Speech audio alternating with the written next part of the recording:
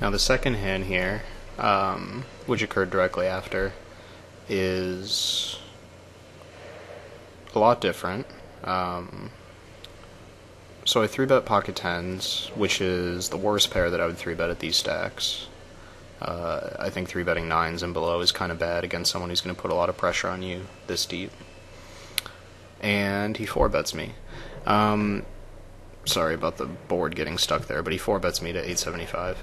I think that because it's my first 3-bet and because I have no reads on Iftari's pre-flop frequencies, and he has no reads on mine, I don't expect him to 4-bet get in 200 big blinds with 9s, 8s, ace-jack, ace-queen, anything like that. So I think that a 5-betting to get it in is really bad. And I wouldn't even be happy about getting in jacks, to be honest. Although I probably would. I mean, he's going to have some bluffing frequency, and he's always going to get an ace-king, so it can't be terrible, but regardless, with tens I think we have a pretty clear flat here, because he's going to have some bluffs, and we are well ahead of those bluffs. Pretty good flop, and he c-bets like half pot, which I think is good at these stacks. We're pretty deep. Normally I would c-bet smaller, but he's sort of threatening stacks and not c-betting too big, and that's all good. And we're, again, like, all his bluffs are going to bet this flop. So I want to talk about what our range looks like here. When we flat the 4-bet, I think that primarily what our hand looks like is the bottom of our value range, which means hands like king-queen, king-jack, ace-10, ace-jack, ace-queen, pocket nines, pocket tens, maybe pocket jacks. And then because we're so deep, maybe like some suited connectors, some hands like, 5-6 suited, or king-deuce suited, or something like that. I don't know how wide he expects me to flat 4-bets, but those are all like the playable hands that are in my 3-betting range that would consider flatting. So when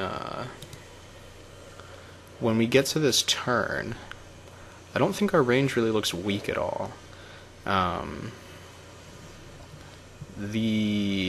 Generally speaking, these are, good barrel cards in normal circumstances, but I think given what my range should be in this situation, this is actually a pretty bad barreling card. I think it doesn't, improve my range a ton, but I might float king-queen or ace-queen on the flop, which improves on this card, and I think that, and king-jack obviously improves. I just don't think that it's very good for him to try and bluff here, and I don't really expect him to. He's also going to have some hands like ace-4 and ace-5 that were 4-bet bluffing, and just decided not to check behind on the flop, decided to c-bet, which I think is fine and probably the best play. And I expect those hands to take a showdown.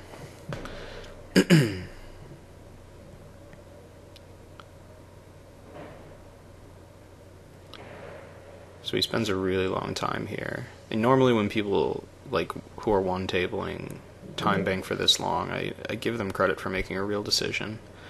It's certainly possible he has, queens, and he's deciding if he could value bet.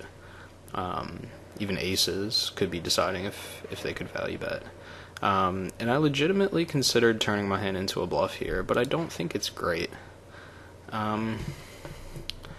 There are some straight draws that missed, and yeah, I could have a flush, but I don't know that he would expect me to play a flush draw this way. He might expect a check raise on the flop. So I don't want to, even though I wouldn't check raise the flop with a flush draw, I don't want to risk him perceiving my range in that way, because there's no, super strong hands in my range for me to represent here. I could have trapped aces or kings, but I don't know that he would expect that. And I could, have a flush, but again, I don't know if he would expect that. So when the very top of my range is, not necessarily something he would put in my range, I don't want to make a polarizing bet and risk him just, bluff catching everything. I think that I think that just the fact that some of the straight draws missed and the fact that he might expect my pre-flop range to be weighted towards suited connectors would mean that he might just think that I have 6-7, 6-8, 7-8 more often than I have, one of the really strong hands that I'm trying to represent by leading. But it is noteworthy that pocket tens is like one of the worst hands I could have here. And I also think that if I check to him, I give him the opportunity to bluff with some hands, but not really many. And what he shows up with, which is kind of interesting, is 7-5 offsuit, which tells me a few things about Iftari's game. First of all, it tells me that he just kind of randomly 4-bet bluffed against the first, not randomly, but decided to 4-bet bluff because it was the first 3-bet and not because of what hand he had. So that means he doesn't really have like a fixed 4-betting range. It just means that he's sort of reacting to the expectations that he has about what I'm going to do on the first hand, or with my first 3-bet. And the other thing is that he didn't turn his hand into a bluff in a spot where certainly almost all of my hands beat 7-5. Like if I had 6-7 or 7-8, I would just bluff the river, and I would never really have something in my range worse than 5x no kicker that check calls the flop, unless I had specifically like queen 4 suited, or maybe a chop like 6-5 suited.